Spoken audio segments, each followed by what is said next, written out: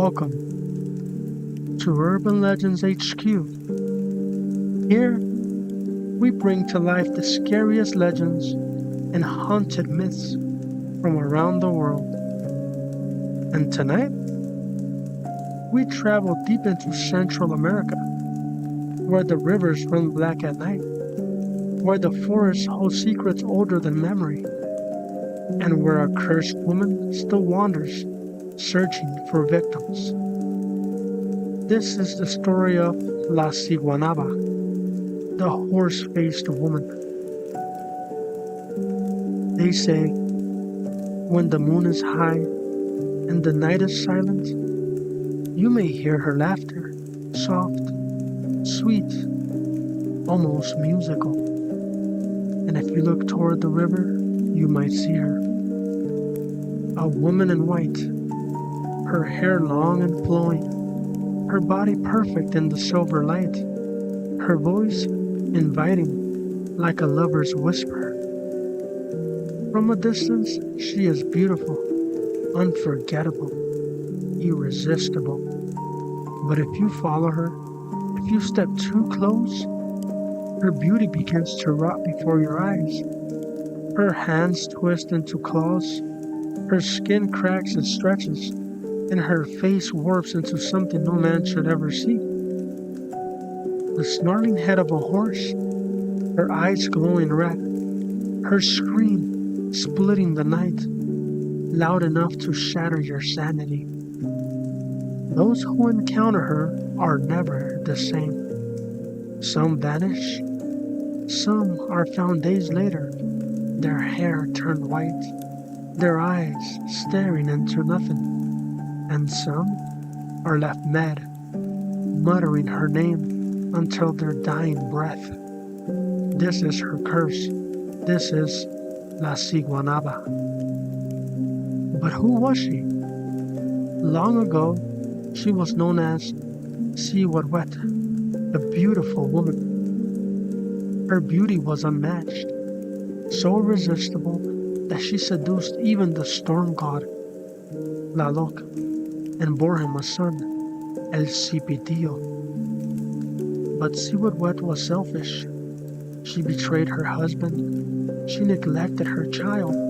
She cared only for her beauty, her pleasures, and her power.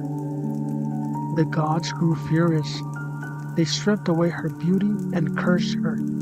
Her name twisted from Sihuehuet into Siguanaba, the hideous woman. From that day on, she was doomed to wander the earth, to lure the weak and the faithless, to appear beautiful from afar, but hideous and horrifying up close. Across Central America, the stories remain the same. In El Salvador, Guatemala, Nicaragua, the warnings never change.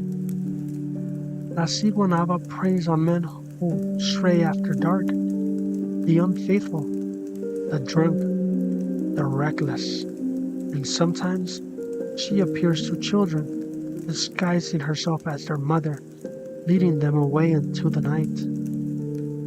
But most often, she waits by the water, laughing softly, bathing at the river, until you are close enough to see her true face. One story is told in El Salvador. A young man was in love, so deeply in love that not even the night could keep him from his girlfriend. One evening, after the cantina closed, he mounted his horse and rode through the woods. The moon lit the path, and the forest was silent, except for the steady rhythm of hoofs. His mother had warned him never to travel alone after dark, but he ignored her. Love, he thought, was worth the risk. As he neared the river crossing, he heard it, a laugh, soft, feminine, floating through the trees.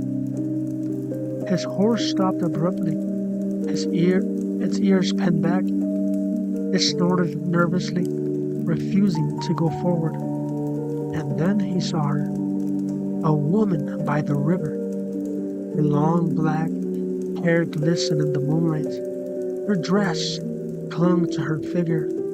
She looked over her shoulder, and her face was flawless. She raised her hand slowly, beckoning him closer. "Ben," she whispered, "come closer." Entranced, the young man dismounted, but his horse panicked, rearing wildly, neighing in terror, until it ripped free of its reins and bolted into the woods. Still, the man stepped closer to the woman, and that was when she turned. Her beauty dissolved in an instant. Her eyes followed, her mouth split into a monstrous snarl, and her face stretched into the grotesque head of a horse. Her eyes glowed red. Her scream tore through the forest, louder than thunder. The young man fell to his knees, clutching his ears. Her claws scraped against the stones as she lurched forward, her monstrous face inches from his own. Days later, villagers found him near the creek. His once black hair had turned completely white. He wandered aimlessly, muttering nonsense, his eyes wide with terror. He never saw his girlfriend again. He never spoke a word about that night. But the villagers knew. They whispered it among themselves. He had met La Siguanaba. To this day, in Central America, the warnings remain. Don't walk alone at night. Don't wander near rivers after dark. Don't follow a stranger, no matter how beautiful she may seem. Because La Siguanaba still roams, still punishing, still searching. So if you ever ride through the woods on a moonlit night and you hear laughter by the river, don't answer. Don't step closer. Because what waits for you is no woman at all. It is the curse. It is the monster. It is La Siguanaba.